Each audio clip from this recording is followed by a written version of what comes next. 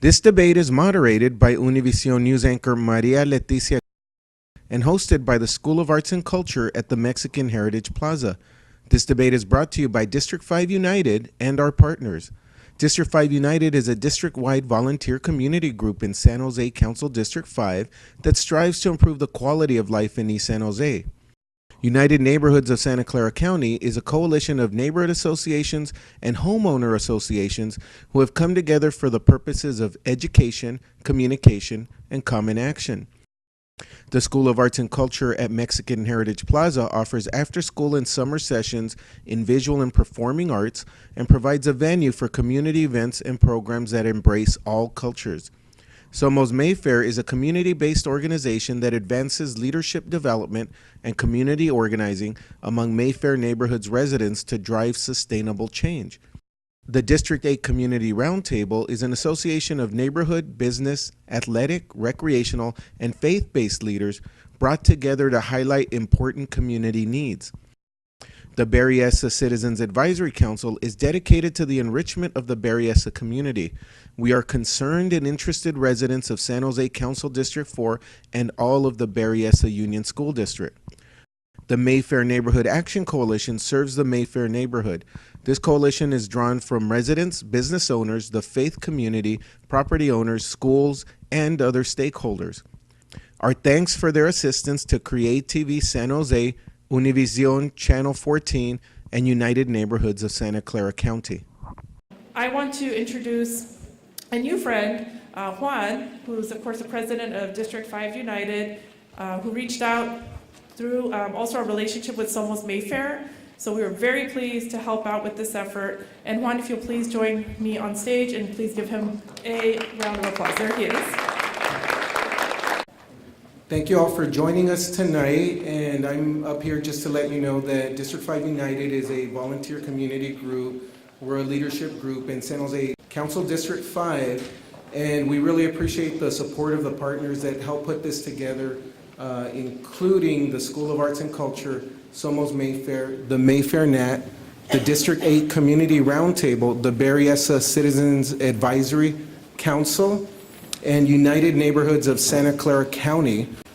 Next up, what we will have is Cub Scout Pack 920. That's an East San Jose Cub Scout pack doing the flag ceremony, followed by the singing of the national anthem by Esther Perales Diekman and the Cub Scouts.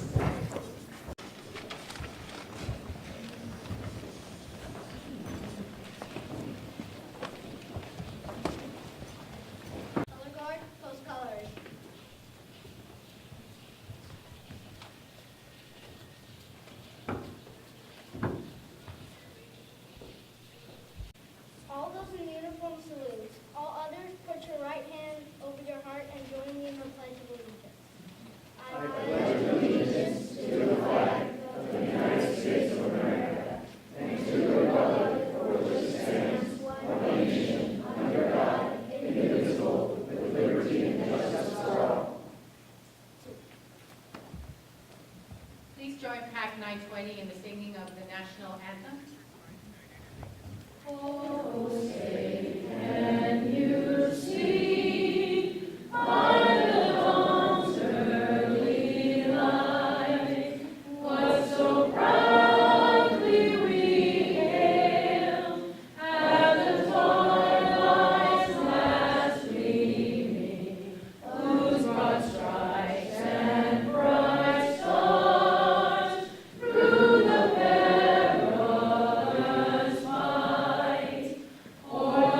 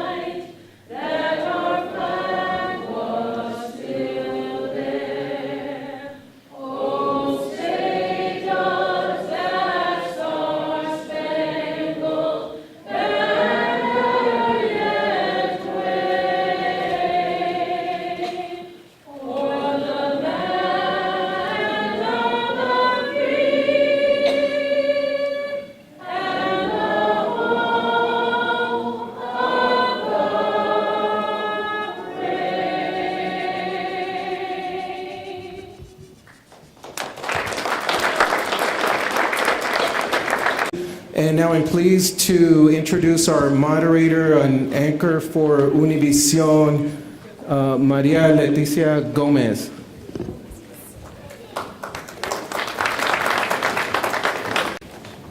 Thank you very much for inviting me here tonight. Buenas noches. As you know, some call this carrera hacia la alcaldía de San Jose, this race for the mayoral race for San Jose mayor. They call it a heat race. You know, everything is so close in the polls. But just last week, San Jose State University presented a survey.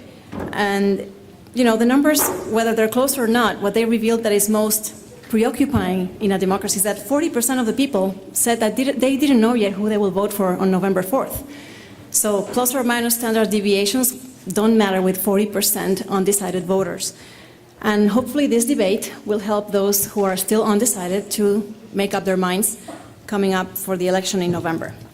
We have the two candidates, Dave Cortese, Santa Clara County Supervisor, District 3, and former San Jose City Council member for District 8, and also Sam Licardo, San Jose City Council member for District 3.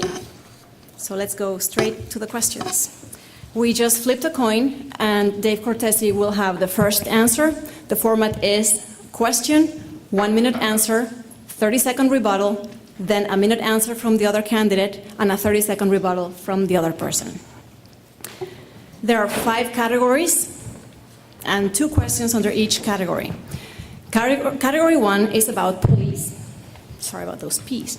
Over 450 experienced San Jose police officers have left the force since 2007 because other cities offer more competitive salary and benefit packages. Many of the cadets graduating from the police academy are taking jobs in other cities for the same reason. The morale within the department is low, and many police services, such as neighborhood patrols and community support services, have been eliminated.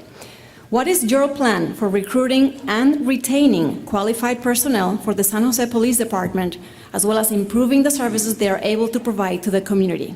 Mr. Cortese.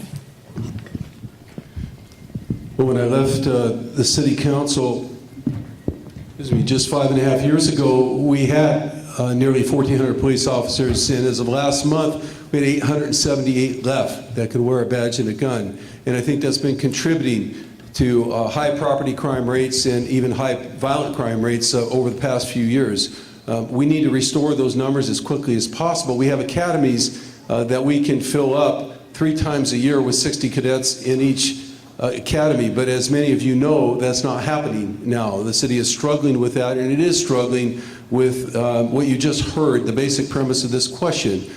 San Jose, through pension reform, its formula of pension reform, created formulas that are undercutting every other jurisdiction around us and making it very, very difficult to attract people. We can't change pension reform, and we won't. It's in the charter, but we can work with employees on wages. There's money in the budget now for 140 police positions that are funded and vacant, and we need to use those dollars to hire recruits again, and to give those recruits incentive to stay here, to stay in the academy, and then after in the academy, to stay with this department and work for the city of San Jose. Okay.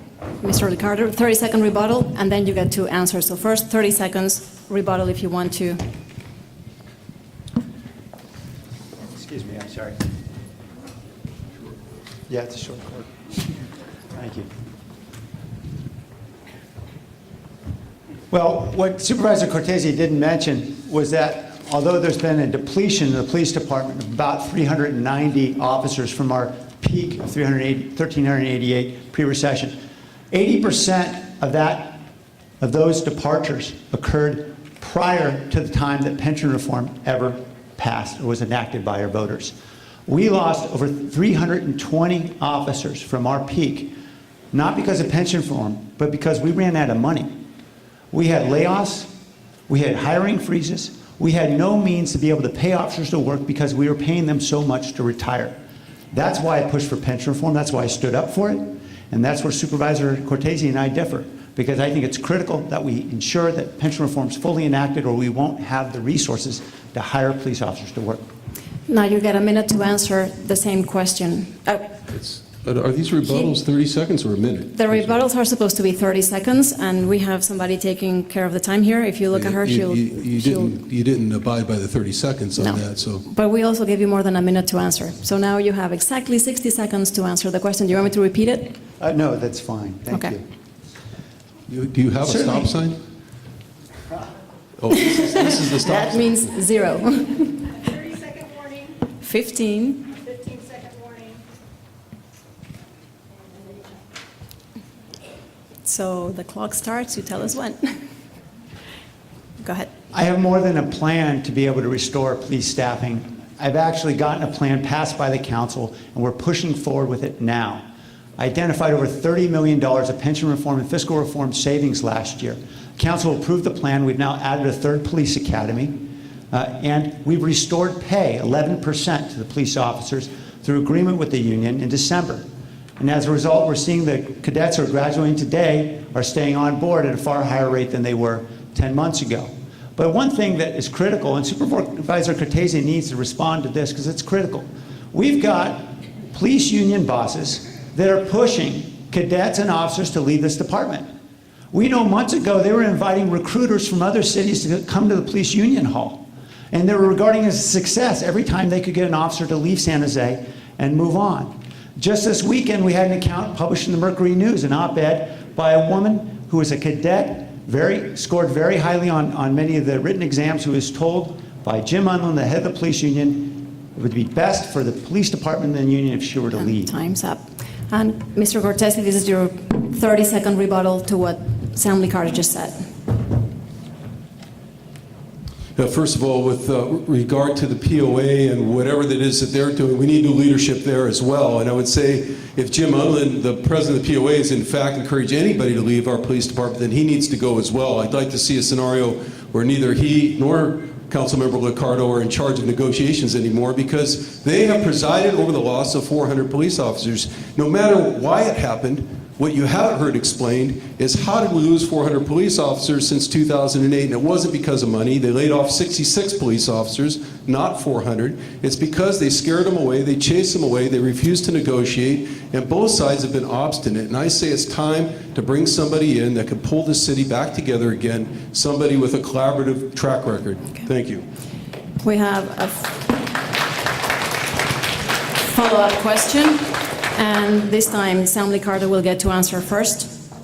Since Measure B is in litigation and budget projections are flat for the next several years, how do you plan to fund your proposal to improve the hiring of police officers and keep them in the community? Well, my plan to fund it was already approved by the council, and I put that plan together in collaboration with a majority of the council. In fact, it passed by a 10-to-1 vote. So that plan is already in place. The question, it seems to me, is what we regard as collaborative in terms of working with the police union. Dave Cortese, on 7 different occasions, voted to increase pension and retirement benefits while he was on the council, while he sat on the pension board, and saw literally billions of dollars of unfunded debt grow each year. And if that's collaboration, that's not the collaboration we need in the city. That means that Dave Cortese gets the endorsement of Jim Unlin, gets the support of $600,000 of union money that's coming in from New York, from Sacramento, and everywhere else. He gets the foot soldiers, he gets everybody rooting for him, and you get the bill. That's the problem with the collaborative approach that Dave Cortese's identified. We need a mayor who stands up for everyone in this city, not just for those who make 6-figure pensions.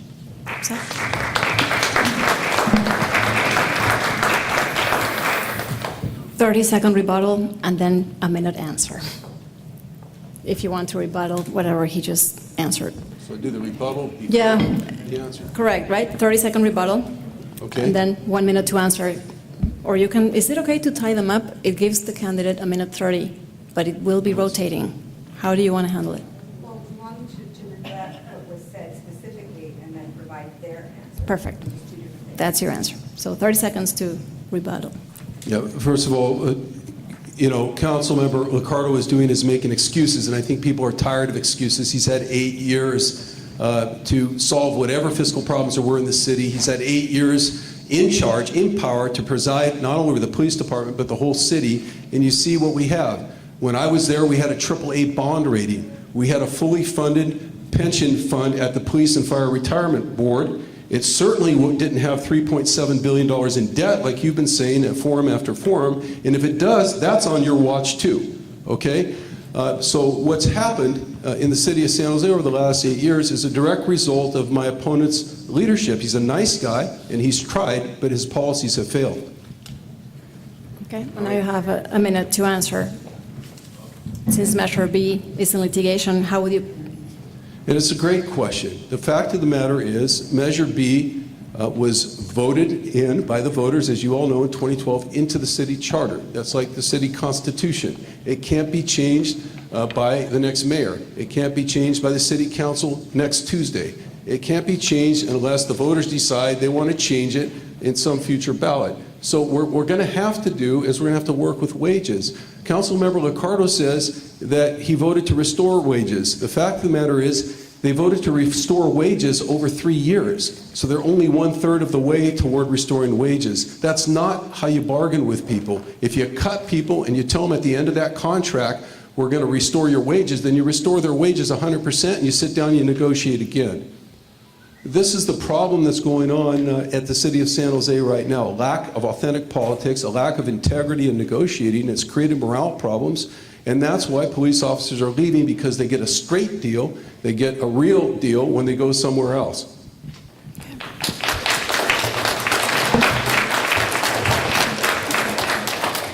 Interestingly enough, Supervisor Cortese told you there was no unfunded debt in the Pension and Fire Pension Fund. He didn't mention all the other funds, like the other retirement benefits and the pension fund and the federated side, all of which he had some responsibility for as a council member for years and years, voting to increase pension retirement benefits. I've got a report in my hand dated July of 2007, while Vice Mayor Cortese was on the council. And it recounts how we have a multi-billion-dollar unfunded debt in the pension accounts. He was provided this report back in November 2006, and he claims there was no debt. We're moving to the next category, which is public safety. On this category, Sam Liccardo will answer first. The overall crime rate in San Jose has increased over the last 7 years, and the public is concerned about the safety of their neighborhoods. In addition to the reductions in the police department, city parks, community centers, and libraries have reduced their programs and hours of service. Just last Friday, my stepdaughters wanted to go to the library after school, and it was closed. They went to 2 branches, Evergreen and Alum Rock, and found the doors closed. The vast majority of teens and youth no longer have a safe place to go after school, and seniors have fewer options for services in the communities they live in. Other than increased police presence, what are your solutions to keep San Jose neighborhoods safe? 60 seconds.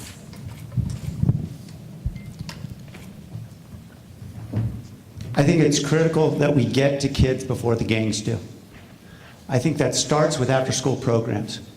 I've got a plan in the book that's there in the back. I hope you have an opportunity to pick up a copy, where we can identify the funding to get after-school programs to over 8,000 kids in our city, to ensure that every child, after the school bell rings, has a safe place, a learning environment that they can go to until their mom gets back from work. And that's critical, we know, right now in this city, because we've got a lot of kids who are latchkey kids who have nowhere safe to go.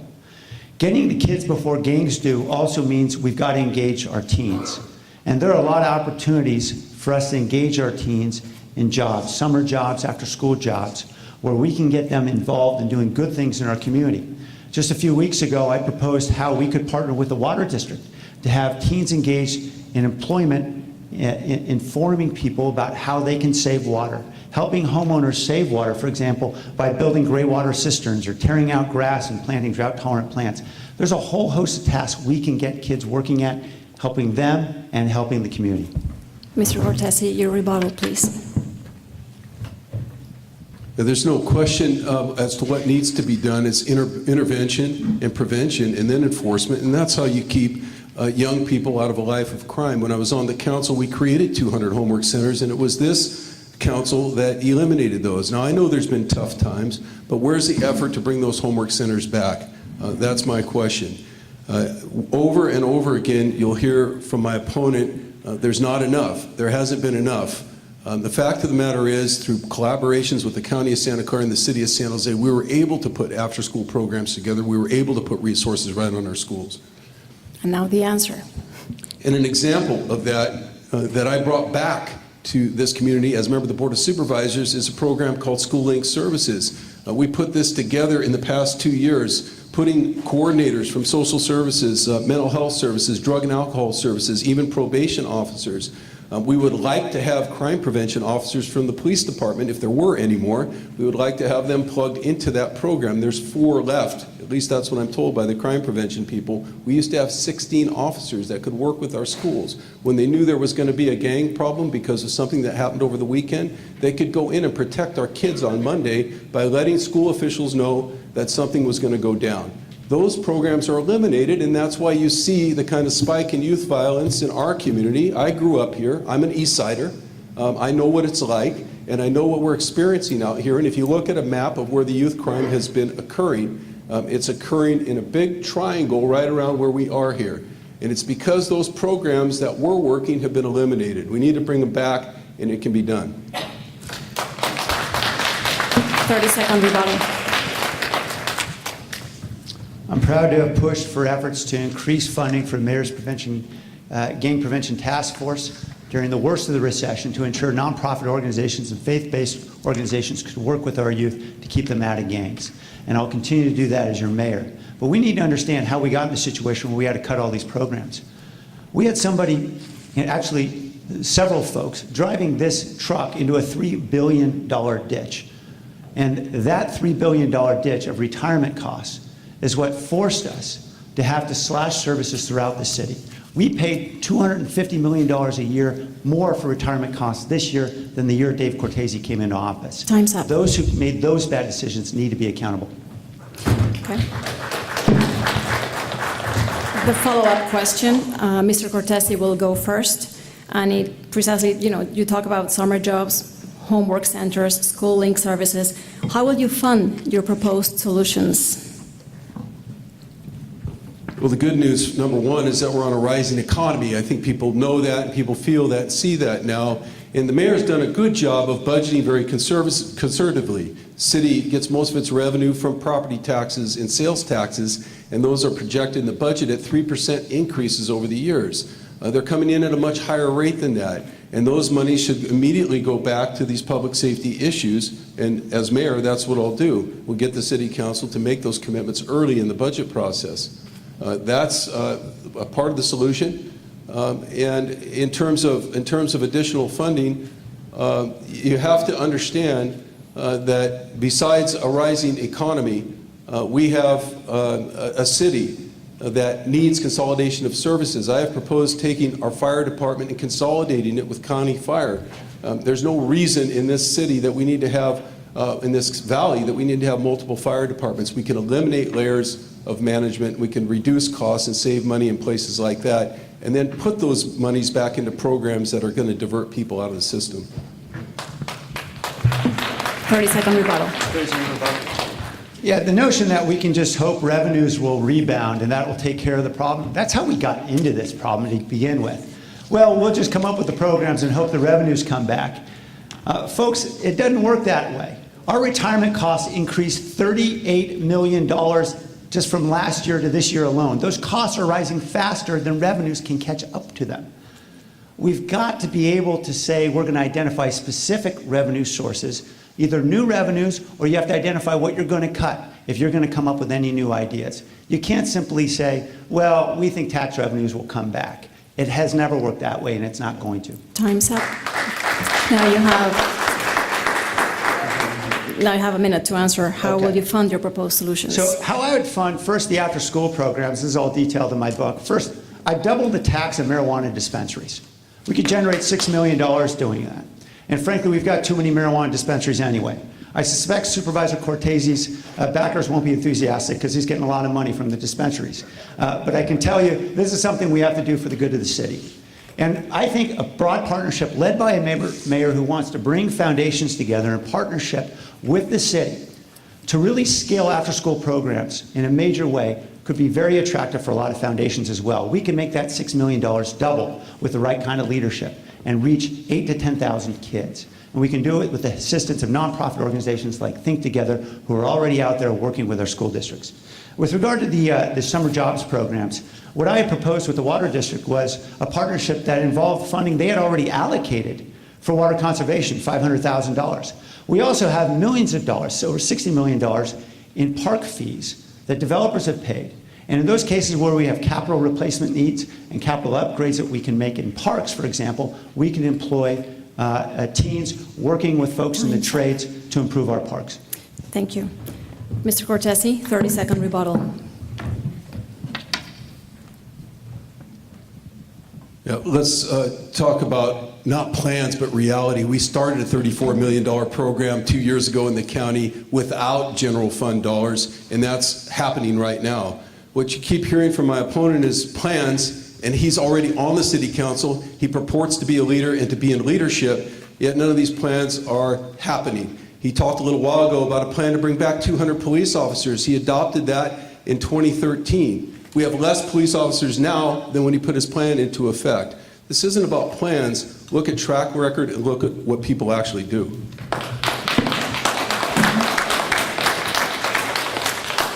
The following category is city finances, and Mr. Cortese will answer first. The city's infrastructure needs improvement. Revenue is slipping. Crime is rising. San Jose is currently on the same path as other cities forced to file bankruptcy, like Vallejo or Stockton. How will you reinvigorate the city and keep San Jose on a path away from bankruptcy? Well, first of all, I do not agree that the city is on a path to bankruptcy. My opponent and some of his supporters have said that we're going to end up being another Detroit. I think anybody who compares Silicon Valley to Detroit should be disqualified from being mayor of San Jose. There were 13,600 jobs created in the South Bay area in August, a record high ever. Not in 1 year, a record high ever. We are experiencing a rising economy. Property taxes and sales taxes measurably are coming in at double what they were over previous years. We just got through the biggest recession since the Great Depression in the 1930s. It stands to reason that things are going to start to level out, and they have been leveling out. What we do need to do in this city is we need to figure out how to increase property taxes and sales taxes, not by adding more taxes, but by increasing the number of sales. Every time you buy something or your children buy something, there's sales tax. The city gets a disproportionate share of those sales if they occur here. What I will do as mayor of San Jose is something called a retail opportunity study, where we'll take a look at maximizing the potential for bringing new retail into the city. That can be done quickly, and it will generate sales taxes quickly as well. Thank you. Sam Ricardo, 30-second rebuttal. Actually, I do not believe San Jose is on the path of bankruptcy, contrary to what Supervisor Cortese has asserted. In fact, I believe because the voters stood up with us, 70% of the voters stood up with us in June of 2012 and said, we're going to save San Jose from the path of bankruptcy and enact pension reform because we no longer want to have a city in which we're driving into deeper and deeper debt while we're paying six-figure pensions. Right now, we're guaranteeing, for example, on average, I see I'm out of time. Yes. I'll stop and I'll begin my next answer. Okay, so you have 60 seconds to answer how you will reinvigorate the city Right. and keep San Jose away from bankruptcy. So right now, we've got a system essentially that assures that on average, a police officer or firefighter who's retired in the last 5 years is going to receive on average a pension of $104,000 their first year of retirement, and they retire at age 52 or 53. That increases 3% every year. So by the time they're in their 70s, the average pension is about $200,000 a year. So you can understand how we got $3 billion in the hole. So the bottom line is we need to enact pension reform fully. Right now it's in litigation. We've been able to enact a portion of it, which has saved us $50 million over the last 2 years. My opponent says he will not defend the will of the voters in court against union lawsuits. That's where we differ. I believe we need to defend the will of the voters. First, because it is the will of the voters. And secondly, because that's the only way we're going to ensure a sustainable fiscal future for the city, for us to be able to pay for the parks, the libraries, the police, all the services we need. We have to stand up with our residents and have pension reform fully enacted. Mr. Cortez, a 30-second rebuttal to what Ricardo just said. Yeah, no, I have not said anything ever about rolling back pension reform. The fact of the matter is, Councilmember Ricardo has his chance. The whole state of California has adopted pension reform. The entire Board of Supervisors supported pension reform at a statewide level. San Jose, under Councilmember Ricardo's leadership, decided they wanted to put their own formula in place. He's a good guy. He was trying to do the right thing. We're all for pension reform, but his policy failed. You can see that it failed because you can see what it's doing. It's driving police officers away day by day by day. And he wants to continue. What he's telling you is, let's stay the course. You hear that? That's what he's saying. We have a follow-up question. Sam Ricardo will go first. How will you engage corporations to be better community partners? The organizers of this debate suggest, for example, have them pay their fair share of taxes to support city services and not provide them with unnecessary below-market leases or below-cost city services, more commonly known as gifts of public funds. Well, first, I think it's important to correct something that Supervisor Cortese said. He said that the Board of Supervisors enacted pension reform. Let's be clear. The pension debt under Dave Cortese's tenure in the Board of Supervisors went from $2 billion to last year went to $3.3 billion. It grew enormously. And guess what? They increased taxes in that time. They increased taxes on all of us, and they still increased the pension debt, nearly doubled it. How is that pension reform? That's not pension reform. That's pension reform light. That's saying we're going to make an effort to look like we're doing something significant while the debt continues to grow, and eventually we all have to pay the bill. And if we don't, our children do. That's not fiscal reform. Now, with regard to corporations, I'm very proud to have worked with many companies to get them engaged in supporting our community. Just last week, we had 3 corporations paying $30,000 to help homeless individuals get jobs cleaning up our roads in exchange for housing. Time's I'm going up. to continue to push to these kinds of partnerships to help our community. Mr. Cortese, 30-second rebuttal. Yeah, I'll do the rebuttal, and then you can repeat the question for Yes. me. First of all, I said the Santa Clara County Board of Supervisors supported statewide pension reform. What he's not telling you is, instead of litigating with our employees, we sat down in 2011 and we negotiated $225 million, not $25 million, $225 million worth of concessions, takeaways from county employees in a collaborative spirit, because they wanted and we wanted to keep hospital rooms open, emergency rooms open. They wanted the deputy sheriffs to continue patrolling our neighborhoods and our cities. That's what they wanted. That's what we wanted. We promised them that if they carried the county for 3 years, we would restore those concessions, and now we have a surplus and we could do that. But can you tell me Yes. where we're at on the question? The question. How will you engage corporations to be better community partners? For example, have them pay their fair share of taxes to support city services and not provide them with unnecessary below-market leases or below-cost city services, more commonly known as gifts of public funds. You know, this city's got to work for everyone, and no corporation should receive any special privileges over anybody else. And all you have to do is tour around here, around East San Jose, where I grew up, and you'll see case after case after case of people who haven't been subsidized, who are trying to grow their businesses, who are struggling, working 7 days a week, keeping small businesses open, and then travel a little bit further west and west and west, and what do we see? We see corporations who in the past have received huge subsidies.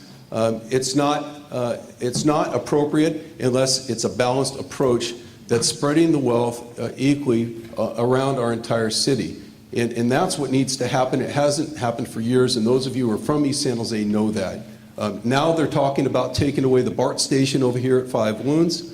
It's just another case, like light rail to East Ridge, where over and over again the big multi-million-dollar investments here in the city of San Jose get pulled out of the east side in favor of somebody else's opinion who's got a lot of money. I'm okay with subsidies as long as it's fair. 30-second rebuttal. Yeah, I think it's important to take a good look at the history, because when I came into office, within a couple of years, our redevelopment agency was pretty much out of money, and it was ultimately eliminated by the state of California. So those subsidies didn't come in under my term in office, but I suspect there were an awful lot of large subsidies that were passed out before I came into office while Supervisor Cortese was on the council. I'd be interested in knowing what subsidies he's referring to, because I'm not the one who's been championing large subsidies for corporations. But I think it is also important to recognize, as he talks about the concessions that he somehow negotiated with the county employees, that those concessions were one time. Those pay increases went right back in place. Everybody's paying more. The pension debt's even higher, and you still paid more taxes and got no more services. We move on to the next category, and Sam Liccardo will answer first this time.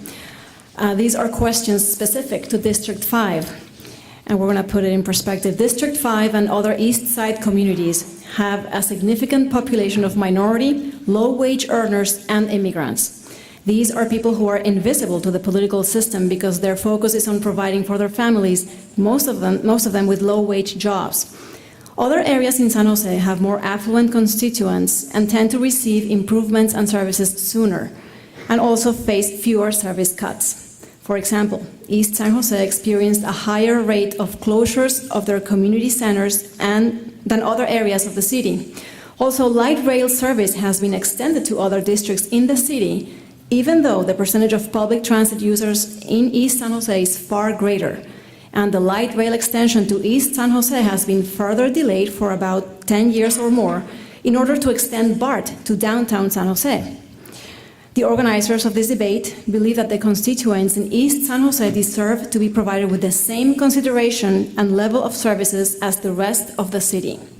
The question is, and we start with Sam Liccardo, how will you ensure parity for District 5 and other East Side districts for city resources and support? Well, we'll start by saying I will make it my commitment that we will push to ensure that first that there is a BART station serving the Alum Rock Five Wounds community. As long as that BART gets built, there's going to be a station. And I know that's been a subject of great consternation lately because of proposals around cutting that station. And I think it's critical to have major transit system right here along East Santa Clara, Alum Rock. Secondly, I've been a strong champion for ensuring we expand access to transit. I was pushing 2 years ago to reduce transit costs for low-income riders through a pilot project that we started at VTA. I want to expand that substantially so that we can ensure more people are able to afford riding transit, which we know is critical for folks to be able to get to services and to be able to get to jobs. And finally, I expect to have a very good working relationship with Magdalena Carrasco and Rose Herrera, who currently represent the East Side. I supported both of them in their campaigns. I think it's important for us to have good relationships between the East Side representatives and the mayor. And in this case, you're going to have somebody who's standing with you on the East Side. 30-second rebuttal.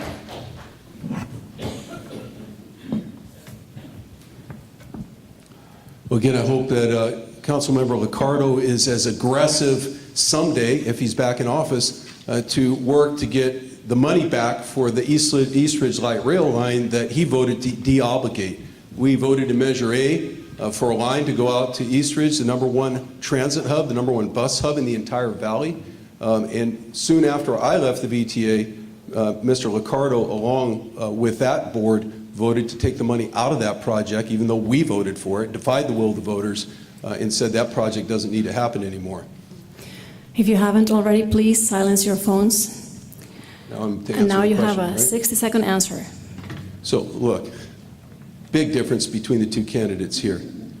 Lifting people up. What do we need to do to help people in places like poor census tracts here in the East Side? How about supporting the minimum wage increase that was on the ballot in the city of San Jose? I did that. My opponent opposed it. He didn't just say, I don't know, he opposed it. What we've done at the County of Santa Clara is we have just initiated a new ordinance, and it'll be coming back to us soon. And this is the kind of thing you'll see from me as mayor of San Jose that says anybody who does business with the County of Santa Clara, there's $2.5 billion worth of contracts let out every year. And the people who do business with us that want taxpayer money to support their business, to buy their goods and to buy their services, need to pay people a living wage. They need to give people benefits, and we need to talk to them about retirement security for people. That's what's going to lift people up. I want to tell you something else in terms of homelessness. We just put another proposal together to put a $100 million annual homeless fund together at the county. The city needs to partner in that. 30-second rebuttal. What's interesting about the minimum wage is for some reason the county hasn't passed one yet to actually apply to unincorporated areas, which they have the authority to do. It's been a lot of talk. I don't see the action. So let's be clear about my position on the minimum wage. I said I'd be happy to support an increase in minimum wage if we could do it just like San Francisco did. Let's create a ramp-up period for small businesses. Because I know a lot of owners of taquerias and dry cleaners and so forth that are struggling as much as anyone to keep their stores open, to be able to even keep people employed. And we know because there's been a study done by San Jose State with the city of San Jose, the small business owners got hit very hard with that. I didn't want to impose a minimum wage. I want to ensure it was fair for everyone. Thank you. Now we have a follow-up question, and I want you both to be specific. We're going to start with Dave Cortese. How will you support and ensure the success of the new District 5 council member when she takes office in January 2015? What can you do to help the council member from that specific area in the city? Well, I've already sat down with Magdalena Carrasco for over 2 hours talking about exactly how we're going to do that. And she's very enthusiastic. I'm very enthusiastic. And we both believe that as East Siders, we're going to together be able to make a difference. There hasn't really been a mayor raised here on the East Side in the city of San Jose. Think about that. Think about what it means in terms of raw votes. You have District 8, District 5, District 4, and there's 11 votes on the city council. You see what happens? It's very, very important to elect a mayor that has this part of town in mind and that wants equity for this side of town, that realizes that this side of town needs curbs and gutters and street trees and sidewalks and improvements just like the other side of town, that it's not fair anymore, and it never was, to leave the east side out of major improvements. Not necessarily the big ones, those are important too, but the day-by-day improvements like parks. In District 5, certain sections of it are completely without places for our kids to play, and you see them playing out in the street instead. That's unacceptable. 30-second rebuttal. Well, I intend to work very well with Magdalena Carrasco, our new representative from District 5. I supported her in her campaign. My opponent did not. I expect we're going to have a very good relationship working together when I'm mayor. I also supported, for example, new ball fields out here on the east side to support the software ball fields, the bond money, which of course have been sitting for many years. There were some folks who didn't want it spent in that location on the east side near Evergreen. I thought it was critical to have it implemented right away. And as I recall, Supervisor Cortese wanted to go elsewhere to the county fairgrounds. Well, Time's up for the it's time rebuttal. to actually ensure that kids have an opportunity to have ball fields here in San Jose, in the But east don't side. sit down. You still have 60 seconds to answer specifically how you would help Magdalena Carrasco, whom you supported during the campaign you mentioned. Okay. So I'll continue then where I stopped. In addition to supporting recreational facilities out on the east side, I also voted to ensure we'd have funding for expansion of the 101 interchanges, certainly at Capitol. And we need to ensure that we continue that all the way up 101, particularly with the new BART station. We want to ensure there's access at Mayberry as well, because otherwise we're going to have serious access problems. And we're going to have serious traffic problems in that northern part. We need to ensure the infrastructure is there. I've been a strong proponent of expanding transportation infrastructure throughout the city, wherever it is in the city, including on the east side, and I'll continue to do so. But let's be clear about what happened with light rail and bus rapid transit, since Supervisor Cortese raised the issue. If we had insisted on building light rail here or anywhere else, nothing would get built. There was no money to build light rail or to expand it anywhere in this valley. Light rail, as you see today, is a system that largely carries empty trains up and down North First Street. Bus rapid transit carries more riders, it does so far less expensively, and that's the future of our transit system. 30-second rebuttal. Yeah, first of all, on the fairground softball, just to clear the record, the city of San Jose asked the Board of Supervisors to consider putting those softball fields at the fairgrounds. I'm fine having them anywhere on the east side because I'm an east sider. Who wouldn't? But that was their request, and we complied with that. Look, stand with the east side for once. You know, we can't afford light rail. I told you you're going to hear a lot of this. Scarcity, we can't afford it, especially when it's out here, right? That's what you hear from my opponent. But he supports improving the light rail next to Levi Stadium. Why? He supports continuing to study light rail to Los Gatos. I mean, how many people in Los Gatos need light rail to come out here and see us? Okay? Let's keep to our commitments. There's integrity in keeping the commitments you make. Time's up. And that's what needs to happen here in East San Jose. Okay, so there is a perception that both of you had a somewhat easy upbringing in comparison to most persons who live in East Side San Jose. So a family of 4 making less than $80,000 a year is considered low income in San Jose. A family with 1 full-time income at minimum wage will earn $20,800 annually before taxes. The current fair market rent for a 3-bedroom home in San Jose is over $2,200 a month, which is over $26,400 annually. A family of 4 with 2 minimum wage earners will barely earn enough after taxes to cover that rent, leaving just over $200 a month for utilities, food, and clothing. We start with Mr. Cortese this time. What strategies do you propose to provide affordable housing for low-wage earners and low-income families? Well, I told you I supported the minimum wage increase. He said the county hasn't done it yet. That's because after people put a grassroots effort to pass minimum wage in the city, the state of California finally got their act together before the county needed to do anything and increase the minimum wage across the state. So we're at par. Let me tell you what Supervisor Cindy Chavez and I did just recently.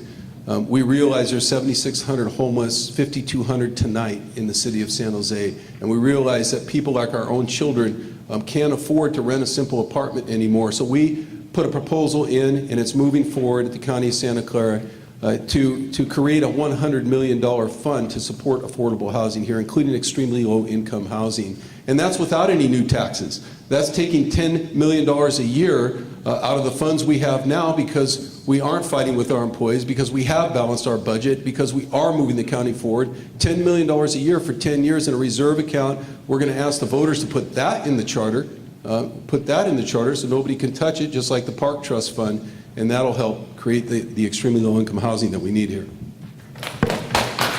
30-second rebuttal. Well, if you believe that ballot box budgeting is the best way to spend scarce tax dollars, then you'll support putting things like that in the charter. But most folks think that's an awful way to allocate scarce dollars. What we need to do is ensure that we actually identify the dollars first before we make the promises. And simply saying we're going to come up with a $100 million fund without identifying what's going to be cut in order to pay for that, I think it's disingenuous. And it's not fair to the voters. So it seems to me, if you're going to vote on the basis of those kinds of promises, you need to ask yourself, where's the money really coming from? And now you get a 60-second answer.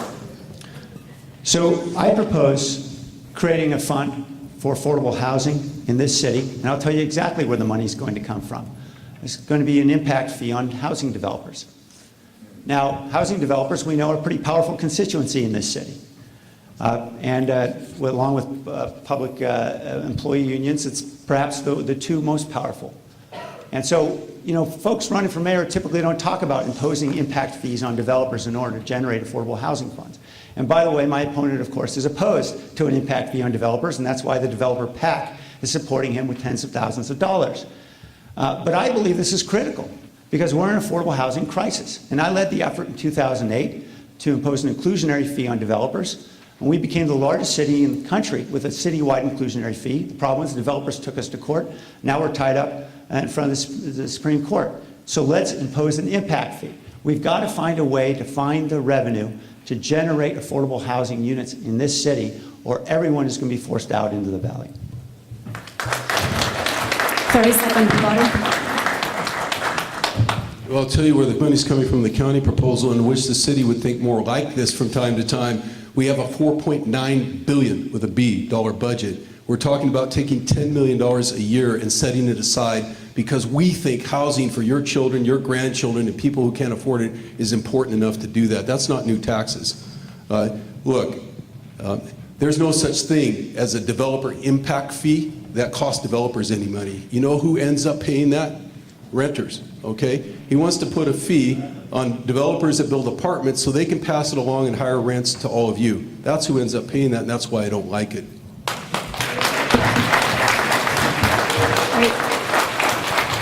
You already had a I rebuttal. don't get a rebuttal. You got one. So now we have a follow-up question, and you go first. And it's along the lines of what I mentioned when we started this fifth question or fifth category. How do you relate to the working people of San Jose when you both appear to come from relatively wealthy families?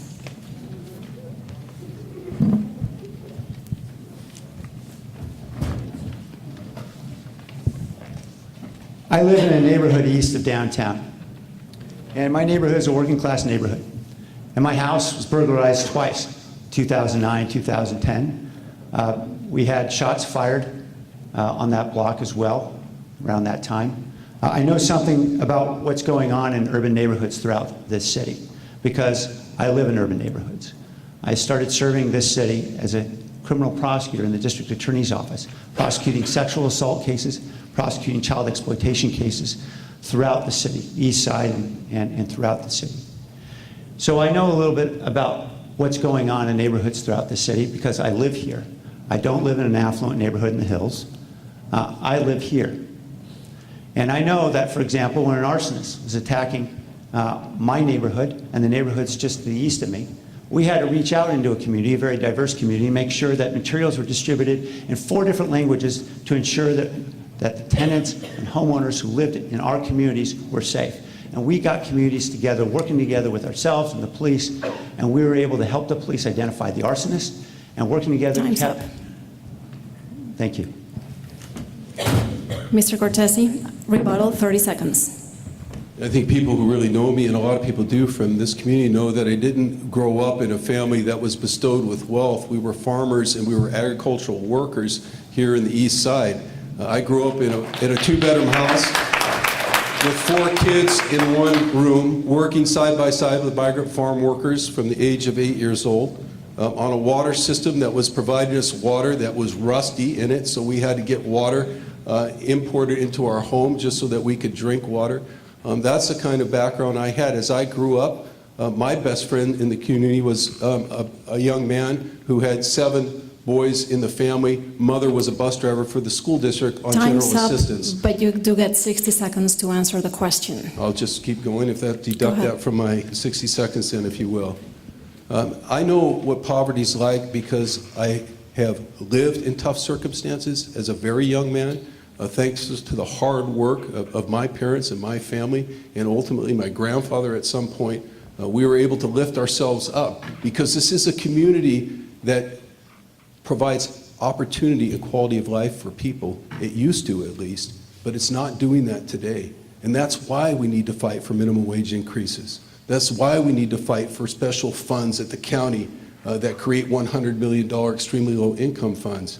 That's why you need somebody like me as mayor of the city of San Jose, who's grown up here, who understands what it's like to play with kids side by side, whose parents are general assistants, who are living on food stamps, and who don't complain about it, who continue to work hard and do their jobs. We've been all doing that, those of us who have been brought up here on the east side for generations. It's our turn now. It's our chance, okay? Let's sweep into office together. You have that opportunity now by supporting me for mayor of San Jose. 30-second rebuttal. You know, we were just at a debate a couple of weeks ago, and Dave Cortese remarked at how awful it was that he lived in a neighborhood with $1 million homes and there were burglaries there. Well, I happen to think that that's the reality, burglaries, of a city, of a large city, and it has always been the reality of a large city, that there are burglaries in lots of neighborhoods. I live in a neighborhood where we have crime, and it has always been that way. And to be able to say, well, I live in a neighborhood where there are burglaries, and that is something that's not acceptable because it's a neighborhood with $1 million homes, that doesn't tell me this is a person who really understands. Time's up. Next, we have 2 questions from Univision viewers. You will get 60 seconds and then a 30-second rebuttal. The first viewer wants to know, considering that the immigration reform debate in Congress is stalled, what would you do, how could you help the undocumented population of San Jose?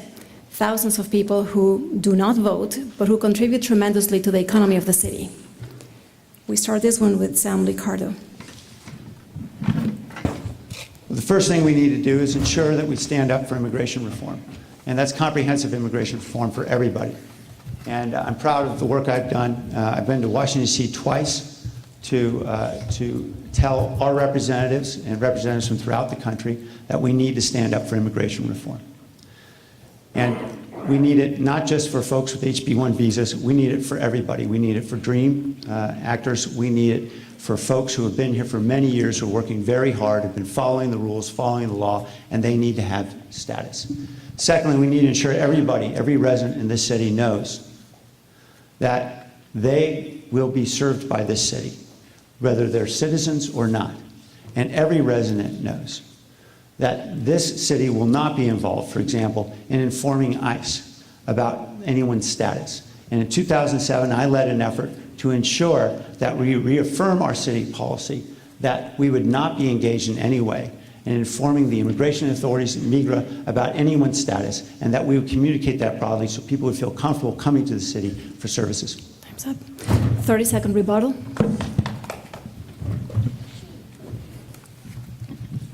Well, I've been a champion of immigration and civil rights issues at the County of Santa Clara. I'll certainly continue that as mayor of San Jose. We've worked hard since I've been on the Board of Supervisors to eliminate the impounding of cars, the towing of cars at DUI stops. We're disproportionately located here in East San Jose. We work hard to reduce misdemeanor violations like driving without a license to infractions so people don't have to hire a lawyer. They can just pay their fine and go on their way. And we defied ICE, one of only 2 counties in the United States of America that told ICE we're not going to cooperate with them on civil detainers. And a 60-second, you also get a 60-second answer to the question. Thank you. And let me continue to tell you why we defied ICE. ICE have been sending us 8.5 by 11 request forms, and they're sending them to our jailer, not to the Board of Supervisors, saying, we would like you to hold this person because we think they might be undocumented. We think they may have a problem in our eyes. And our local jail here, Santa Clara County Jail, would hold that person. The Board of Supervisors, it was brought to our attention that people were being held for months and months and months, even though ICE was asking for 48-hour holds. We asked finally how many people are being held in that way. 399. We asked how many of them had pending charges against them at the time. None. Some of them had past criminal records, but none of them had. They weren't allowed to post bail. They weren't allowed to have somebody come in for them to bail them out. They weren't allowed any of the privileges, not even a speedy trial. And we said, we're going to be the second county in the country, Cook County, Chicago, and where Chicago is, was the first county, to tell ICE, you can keep requesting all you want for us to hold people in our jails based on status, but we're not going to do it anymore.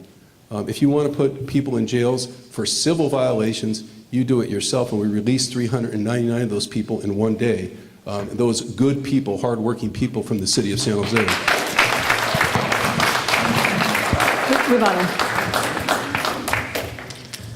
With regard to the towing of vehicles of many individuals who had been stopped for not having driver's licenses in our city, I came to understand very early that this was a significant problem for a lot of families that are losing their cars because when they were stopped not having a license, the car would immediately be towed, go to the tow yard, and they'd have to pay as much as $3,000 to get the car out, and they couldn't afford even getting the car out. The car often wasn't even worth that much. So I drafted a policy to change this. to force the city to actually allow other family members the time to be able to pick up the car.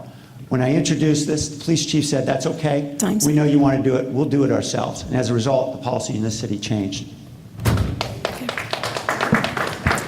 The next question, and Dave Cortese will answer first, is another viewer question for one of the Univision viewers, and it's related to driving a car without a license. As you all know, starting next year, thanks to SB 60, a new law in California, undocumented immigrants will have a chance to get a driver's license. However, this license will have a special mark. It will show in the front that the person is undocumented. Our viewers want to know, how can you ensure that undocumented immigrants are not discriminated against because of this mark on their license? I think we need to push to have the mark removed on licenses. I think people entered into a compromise in Sacramento that moved us forward.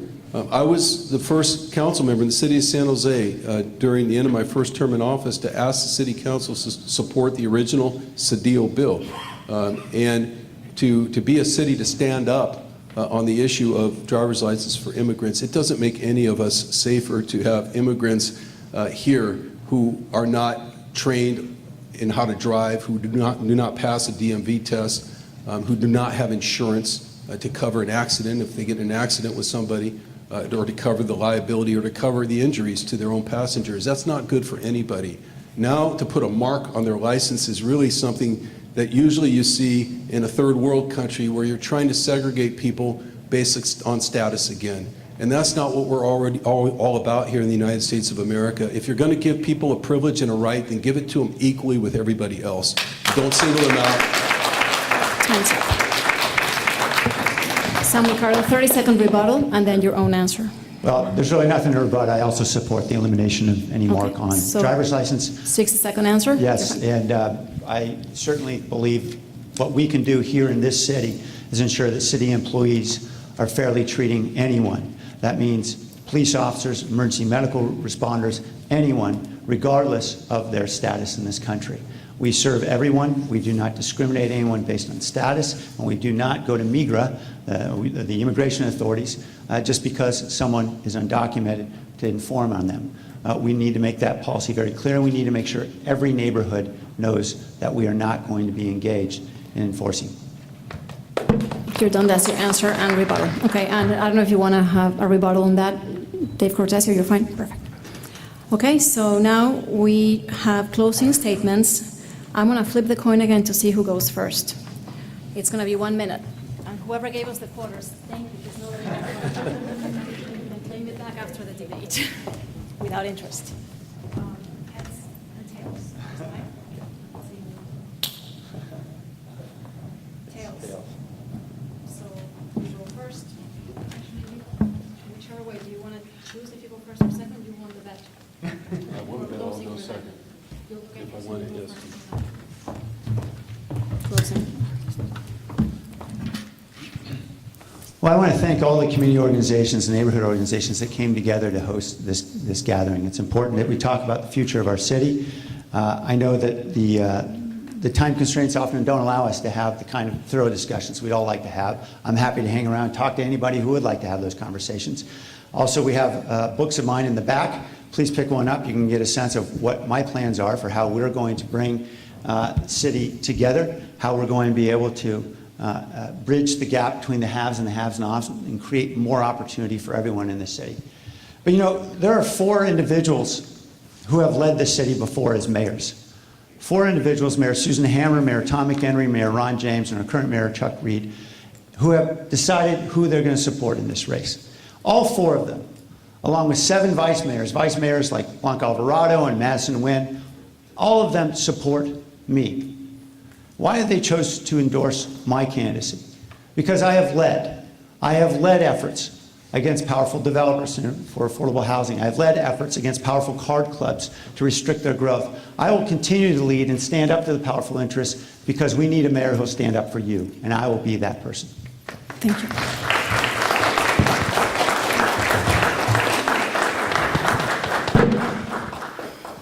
Well, in the last 2 weeks of the election here, I think you've heard that the differences are even sharper perhaps than they were just a few weeks or months ago. And I'm glad I think you heard a vigorous debate here tonight.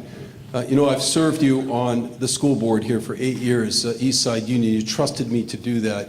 And I left that school district in better shape than when I found it, with a reduced dropout rate, with a brand new high school, the first one built in 25 years, Evergreen Valley High School.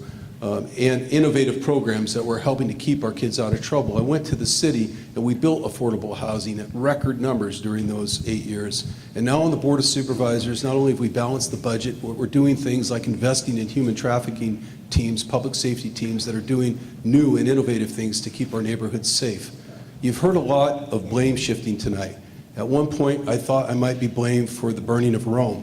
But the fact of the matter is, it isn't pension debts that started 15 years ago or any other time that are causing our problem. In politics, you have to live up to the policies that you enact, and if they fail, you have to live up to that as well. Thank you. Thank you. Okay. Well, thank you both. Hold on one sec. And thank you also to everyone in the audience for participating tonight. If you haven't already, you can sign in, write your email address, and they will send you a link to tonight's debate video if you want to watch it later or share it with friends and family. Also, the candidates will stay for an informal meet and greet until 8:15. Sam Licardo, Dave Cortesi, muchas gracias. Suerte, good luck on November 4th. Gracias a todos. Buenas noches.